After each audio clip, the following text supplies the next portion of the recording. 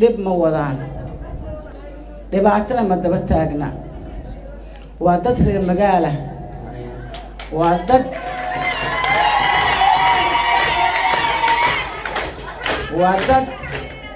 wadani ah yaana dhib loo arkay ma wataan dhib shirarkan socdo aan u jeedin waxa waaye nabadgeliyaan rabnaa dhibaatadii aan naga badatay muxuu ahaay magaaladan ummad badan aan ku nool ummadda ku nool murdulood gogolo u yahay magacooda waxay rabaan ama dawlad ha ahaato ama shacab ha ahaado in nabad loogu noolaado waddankan magaaladan waa magaalo nabadeed waa magaalo ma aragtay muuqato wallaahi waxay ila tahay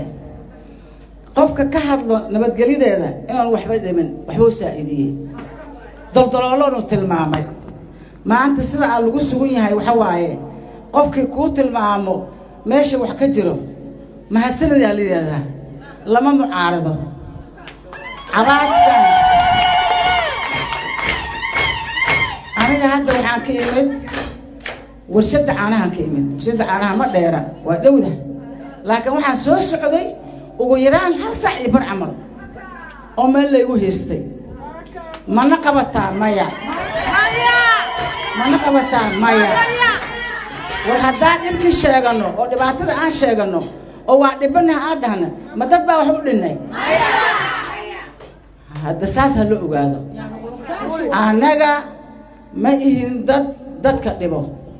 annaga waxaan nahay gogol nabadaan nahay balaaya ma wadano waxay yeelaysiin inta ku mashquulsan raalli ha ahaadeeno meel kastay joogaanba dal iyo dabadba ma qabna dhib isku imaashadaynan yaallo arkan dhibaato ma ahaan dhibaato daba waaye daaweyn waaye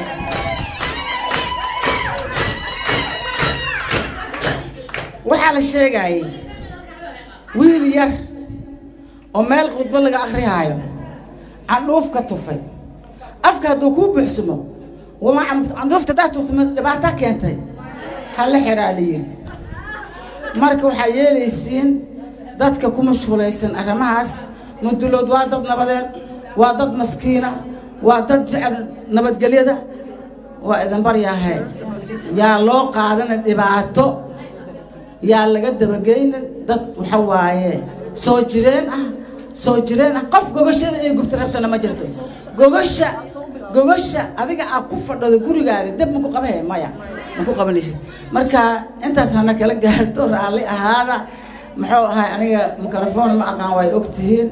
waxaan u imid